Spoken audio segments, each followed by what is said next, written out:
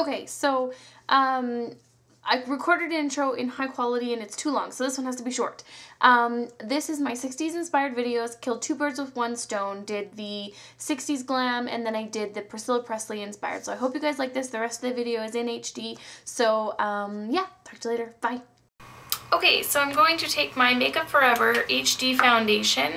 Normally I have a matte foundation, but it's in my kit and I was too lazy to get it out. But this one I can matte down, which is good. So I've already put my MAC mattifier on my face.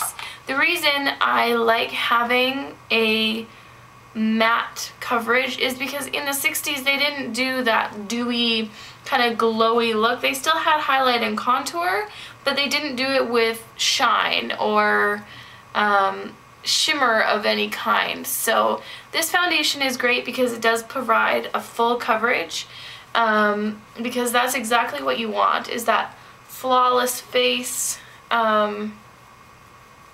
perfection.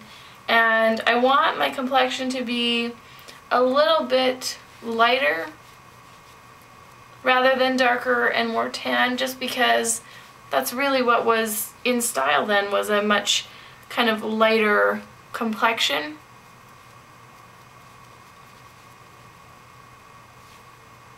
And I have a really bright light on my face, so it looks even whiter, which is kind of ridiculous, but either way, you get the idea. And then you just want to buff this all over your face. I'm using a foundation brush. You could use a sponge, you could use your 109 brush, you could really use whatever you want. But the most important thing is that you want a perfect canvas. You don't want to see any flaws whatsoever, or any blemishes or anything like that. So I'm going to go in with my Select Moisture Cover, and that is going to be for my under eyes. So this is going to give me a good highlight as well underneath the eyes, and I'm just going to use my fingers and pat that in there. And then I'm going to go in with my concealer, and I'm just going to conceal absolutely everything. Now for the brows, they're quite strong and dark and angular. What I did, sorry, with my face, I guess I kind of skipped over that.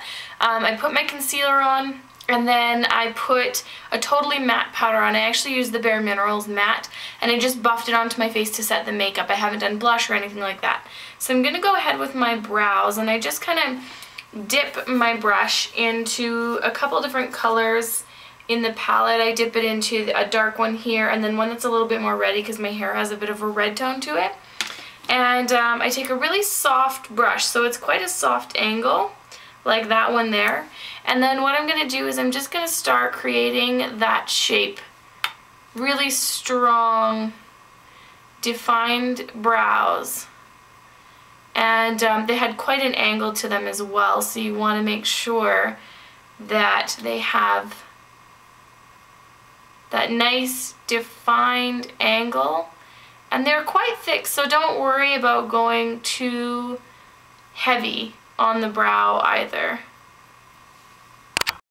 Okay, so I have my soft ochre paint pot on, and the first thing I'm going to do is take the color Brule, which is the same color as my eye, like the skin on my eye basically, and I'm going to cover my eyelid with Brule from lash to brow.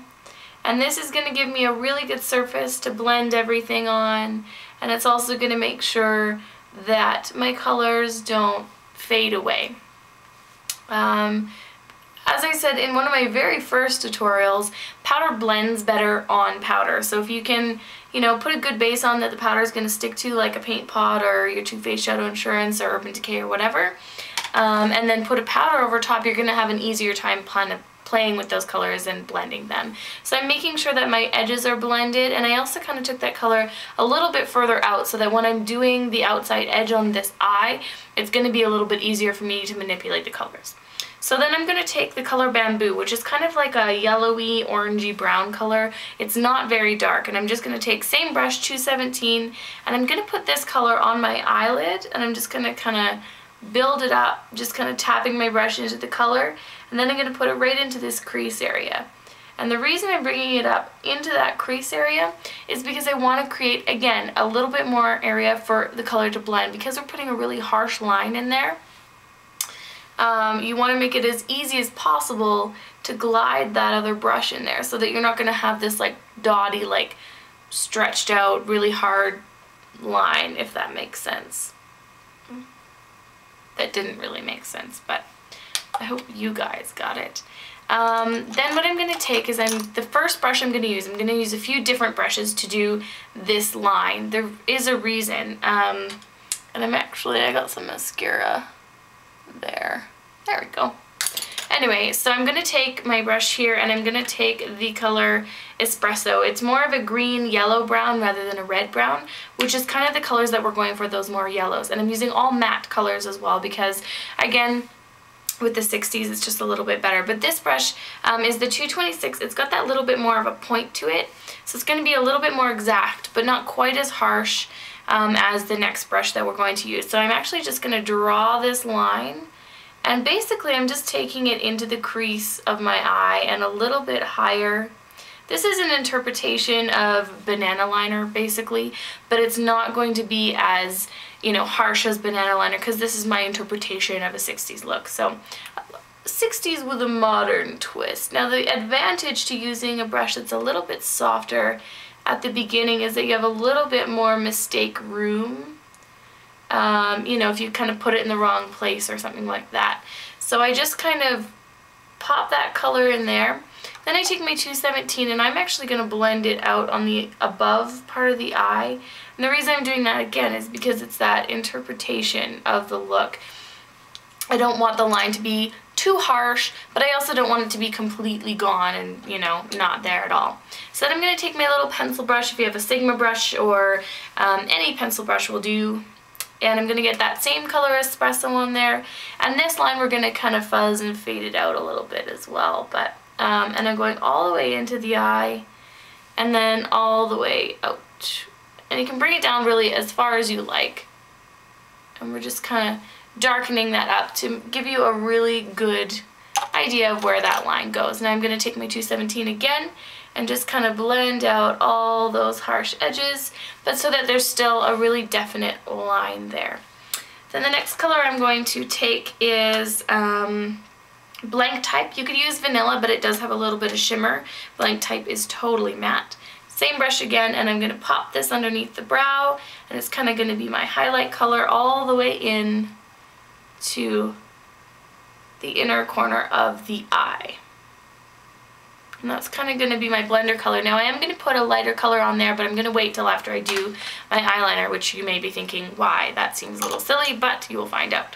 So the eyeliner that I'm using is my Feline Eye Kohl. You could use Smolder, you could use Urban Decay 24/7, you could use any black that you want. So now this line does not have to be perfect because we're actually going to spend a lot of time kind of perfecting that shape. So just get it on there. I freshly sharpened mine, so it's a little easier. Zoom in for you. There. Just to make sure that, whoops, you guys can see what I am doing.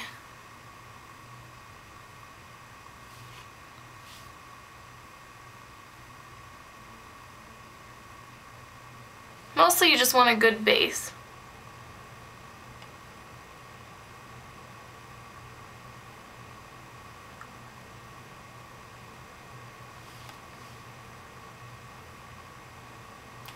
See how kind of blah and choppy that looks? Don't worry about it. Cool. So the next thing I am going to do, I am using two brushes. This is kind of a complicated process, but it's one of those things where if you take your time with it, it's going to turn out a little bit better than if you just kind of slap it on. So I'm taking my Feline Eye Kohl and I'm just rubbing it across the top of a 214, any smudger brush. Even if you have this brush, it's totally gone, but you know, a flat shader brush and you want to use the top of it, that's totally cool too. And then I'm just going to start creating the shape. Now I do want it to come up, down, and flick out. So we're just gonna gradually build up that shape.